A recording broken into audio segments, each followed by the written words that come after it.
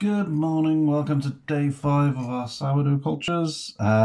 We've had a good day of rising. I'm not going to do the feeding on camera today, I'll just do a short video to talk about. I don't know if you can see very well, there is a little tide mark here where we had almost a good inch of rising on the sourdough culture. So obviously me and Sydney is alive, and it is rising up with the heat of the day and then going back down at night, which is quite natural. It's got a good yeasty, soury smell to it, and if you taste as well, you will get a little hint of sourness coming through, which is good. So he's coming along well. I'm going to do the same feed again. I'm going to remove half the feed and put in another 40 grams of flour, 40 grams of tepid water, which I'll do off camera because it's the same principle as day 2, day 3, day 4.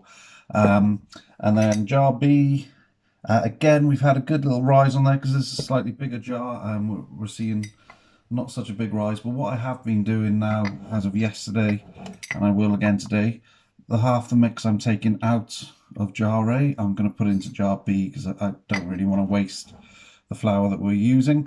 So hopefully now this will create another big mother culture that I can then siphon off. Day 6 will do exactly the same, same feeding and same principle. And then hopefully when we come to day 7, we can start making sourdough, which should be quite fun. And hopefully I can get them going quite quickly.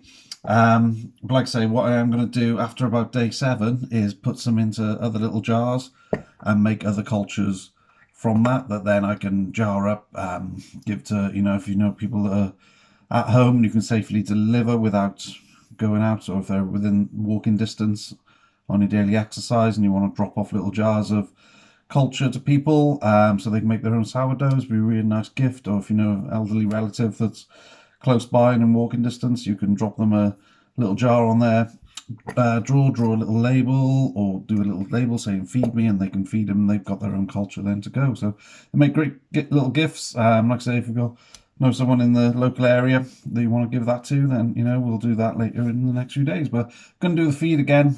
So I'll do the same feed, 40 grams of flour, 40 grams of tepid water, but I'm going to mix in half of my mixture into jar B now. So I'm going to create a much bigger jar of culture.